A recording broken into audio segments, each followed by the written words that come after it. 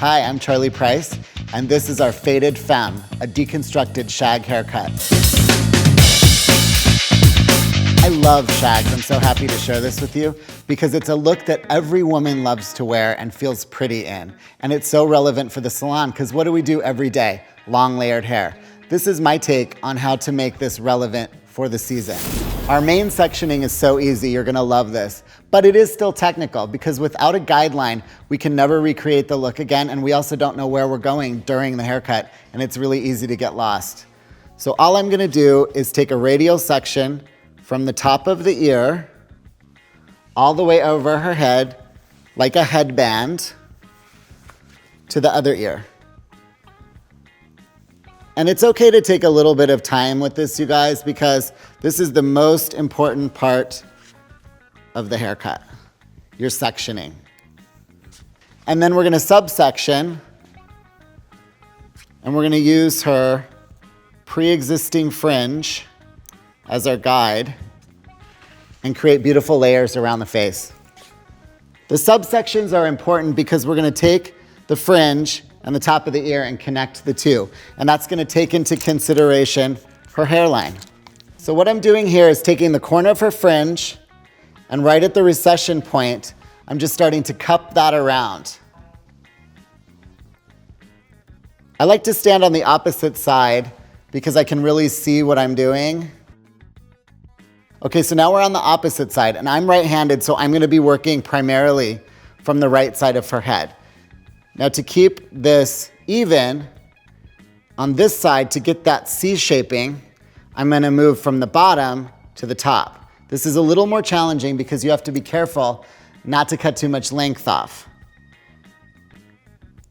Now every once in a while, we just wanna move around and check in front of her to make sure that this is even, because this is our design line.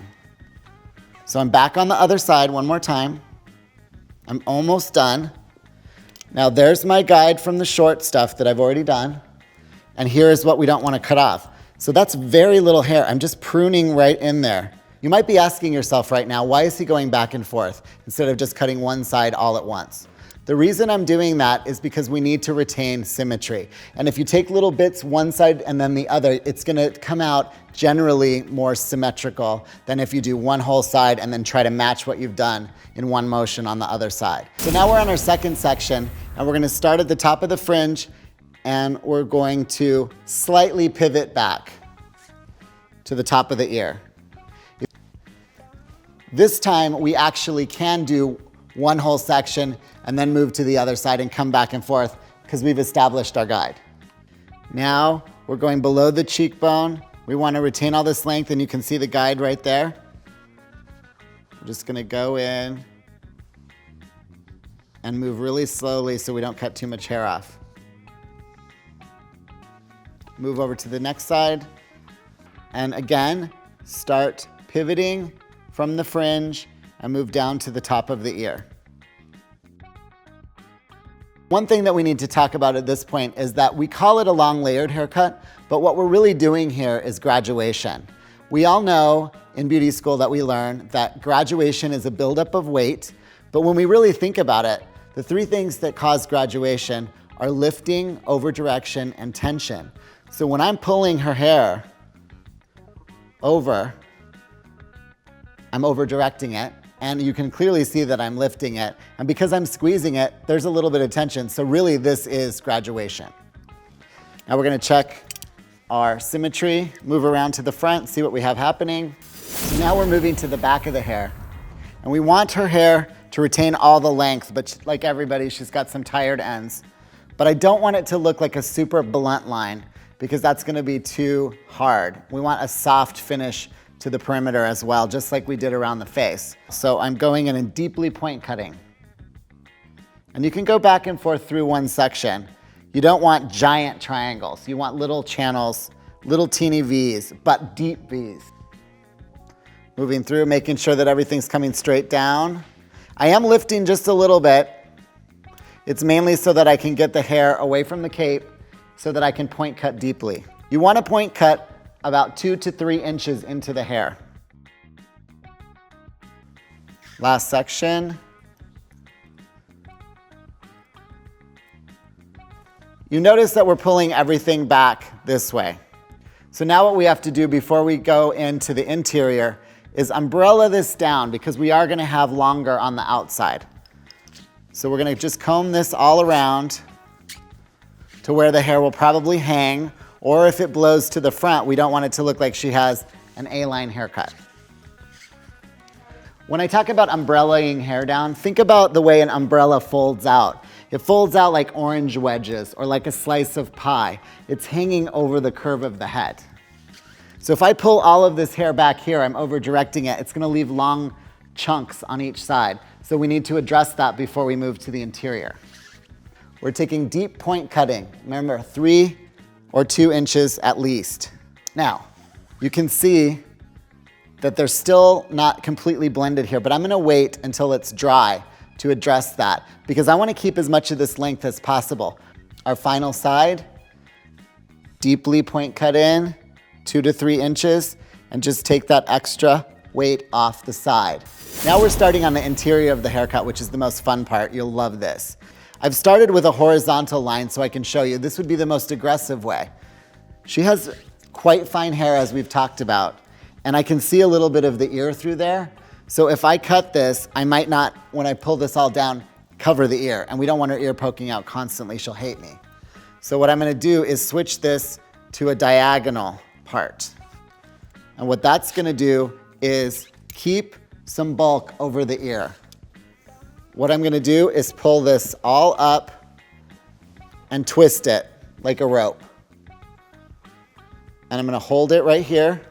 You can see that's not very much hair that we're cutting off, but it's going to make a huge difference in releasing this entire back part. And to me, that's the coolest part of the shag. What happens here is going to give you that sexiness and that edge, that rocker edge that we're looking for. So now that I've got this with slack, see there's a lot of slack there, and I'm going to let that hang down. So cut in deep V's and start gradually. You don't need to whack it all off at once.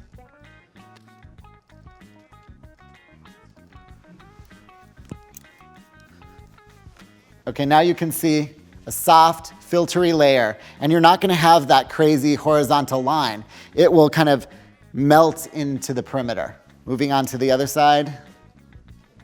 So now we're doing the other side of the interior. Same thing, diagonal back, but it's a soft diagonal back. Again, the reason we're doing this is to save this hair over her ear. We don't want to cut all that out.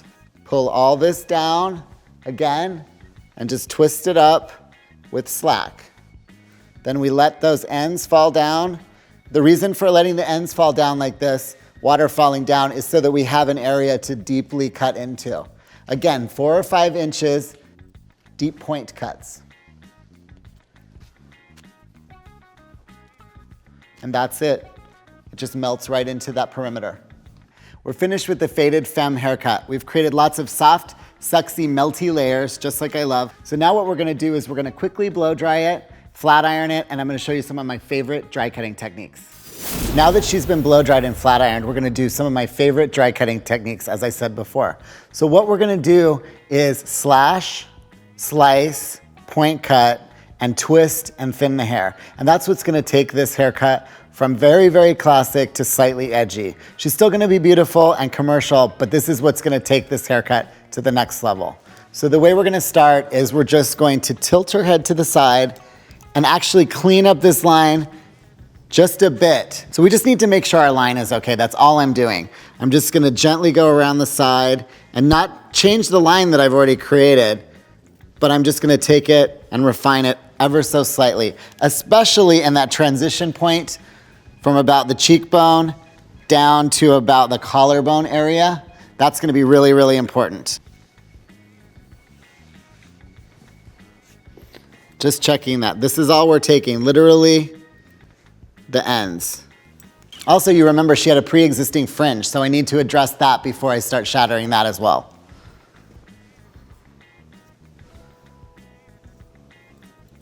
Point cutting. This time we're point cutting very shallow, and we are using that serrated method. We just want it right at the ends. That's also going to blend some of the pieces from the transition area that will move back and forth in normal life. The elevation on this is about 2 fingers deep. Again, this is our transition point. You can see that drop off there. That's why the dry cutting is so important for this.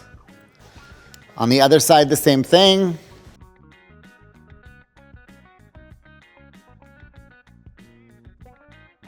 Same as the other side. Once we move into the cheekbone, just checking our transition and just closing the shears on the surface to make sure that we've got a nice line. Just pulling that down, and I'm gonna switch to the other side. And you can see my drop off there. That's what we need to address right there. So I'm gonna point cut in.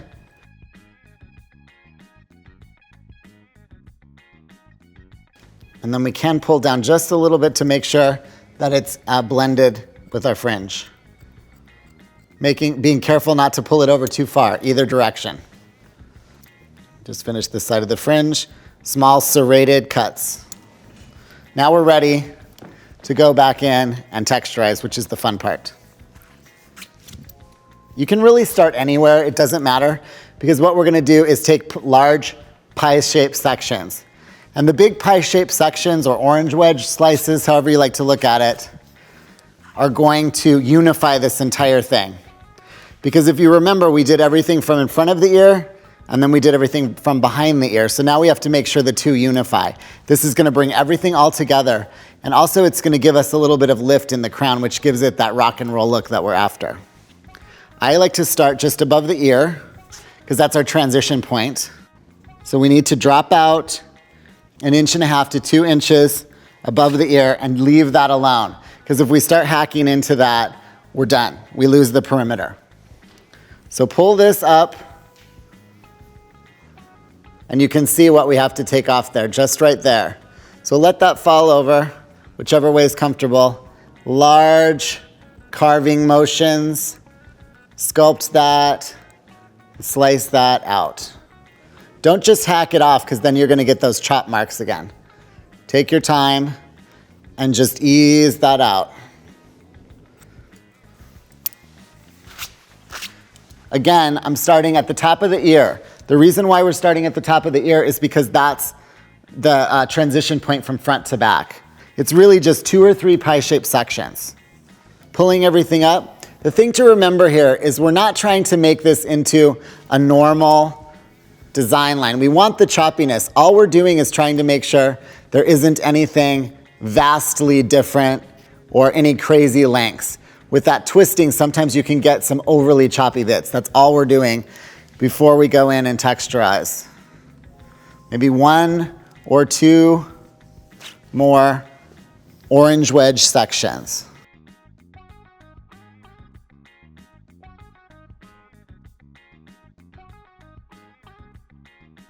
Now, before we get too crazy with that, I like to mix 2 different texturizing techniques at once. So we're gonna twist it again and move to a thinning shear, and about 4 inches in, we're gonna take more weight out and move pretty aggressively through here.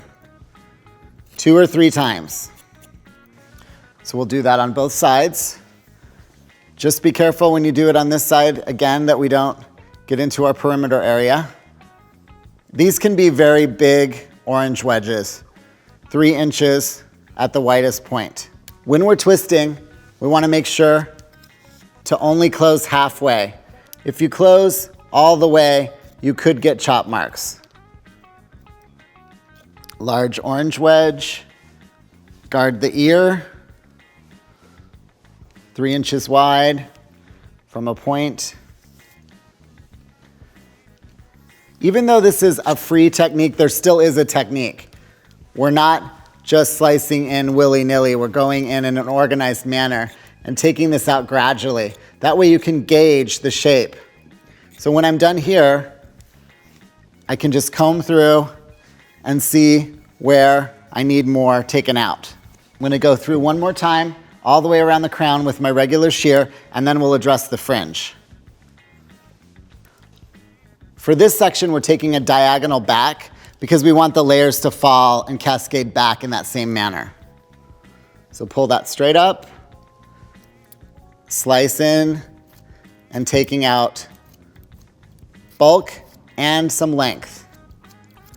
We still need more in the back. Before we do the back, I'm going to do the same thing on the other side.